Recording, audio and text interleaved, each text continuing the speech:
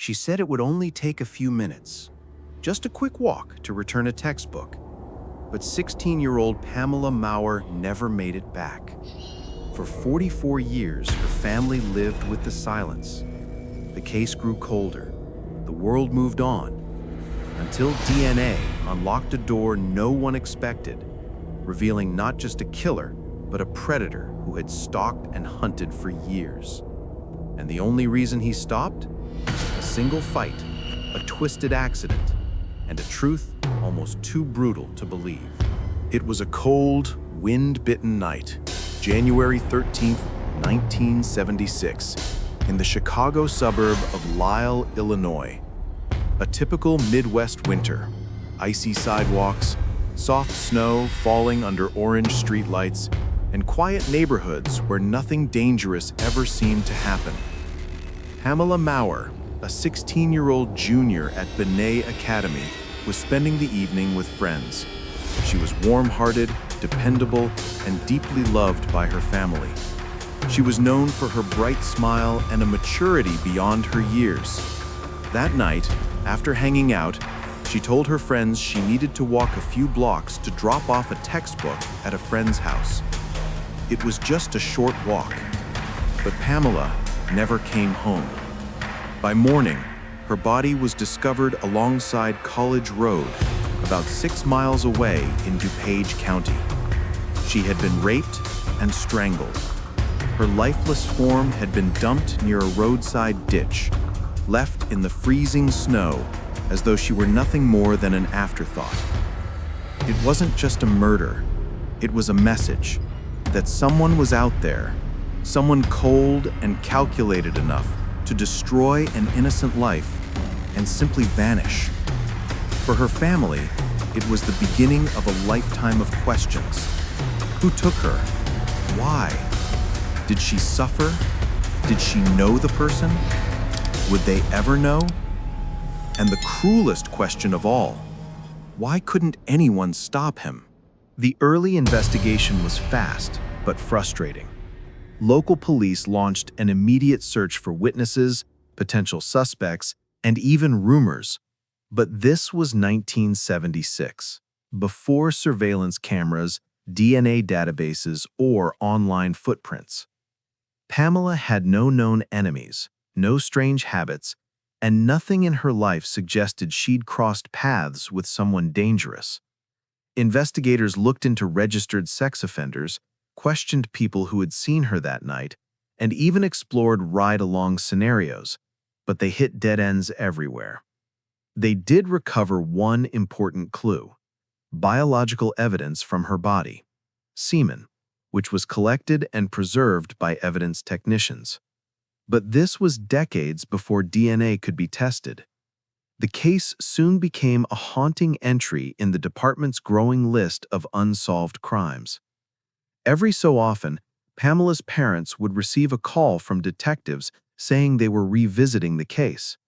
Her mother would sit by the phone, waiting for the words she never got to hear: "We found him." But that call wouldn't come, not for years. Fast forward to 2019. Pamela's case file was reopened again, this time by the DuPage County Cold Case Unit, with new tools in their hands: forensic genetic genealogy, or IgG.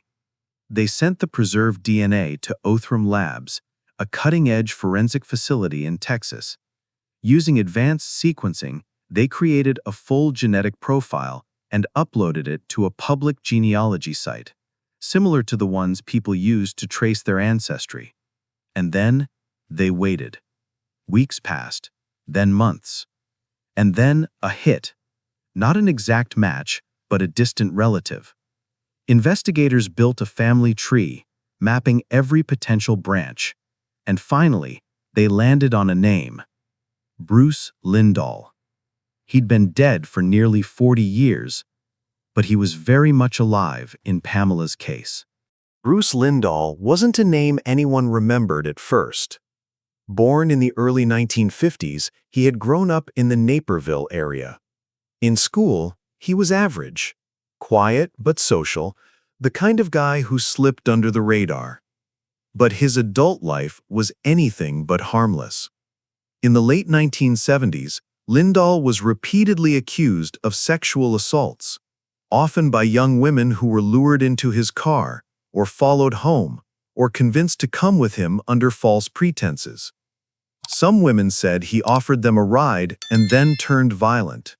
Others described being drugged or choked. At least a dozen women came forward, but in every case, charges were dropped or didn't stick. Witnesses were intimidated. Cases lacked physical evidence. And Lindahl? He always walked free. He blended in. He had a job as an electrician. He even worked with local youth. To his neighbors, he seemed normal, even helpful. But police now believe he was living a double life, one that involved predation, rape, and murder. Pamela Maurer wasn't his first victim, and she may not have been his last. In reviewing other cold cases from the late 70s and early 80s, police found a disturbing pattern. Girls vanishing, women assaulted in eerily similar ways, bodies found near roads or wooded areas. Some cases had been forgotten. Others had victims still listed as Jane Does. When Bruce Lindahl's name was revealed in 2020, it reignited nearly a dozen dormant investigations. And it raised one terrifying question. How many did he kill before anyone knew his name? In a twist no one saw coming, Bruce Lindahl's killing spree ended in 1981. But not because police caught him. He died during what may have been yet another attempted murder. That year, Lindahl crossed paths with 18-year-old Charles Huber, a college-bound teen with his whole life ahead of him. The two met through a vague mutual connection. Some say it involved a car sale. Others believe Lindahl may have lured him under false pretenses. What's certain is that on April 4, 1981, Charles Huber entered Lindahl's apartment. He never came out alive. Lindahl attacked Huber, stabbing him multiple times. But Charles didn't go down easily. He fought back, fiercely. During the struggle, Lindahl made a fatal mistake.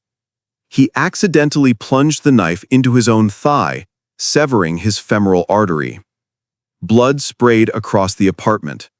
Lindahl staggered, collapsed, and bled out on the floor. When police arrived, they found a grisly scene. 2 bodies, 1 killer, 1 victim, and no one left to prosecute. At the time, the death was shocking, but no one knew its true significance. No one realized that Charles Huber's resistance may have stopped a serial killer. He died a victim, but in doing so, he may have saved countless lives. In 2020, when detectives reached out to Pamela Maurer's family, the voice on the line said words they'd waited nearly half a century to hear. We know who did it. Her family had endured 44 years of silence, of grief, of birthdays missed, and holidays spent staring at an empty chair. Her mother died before knowing the truth. But in death, Pamela finally spoke.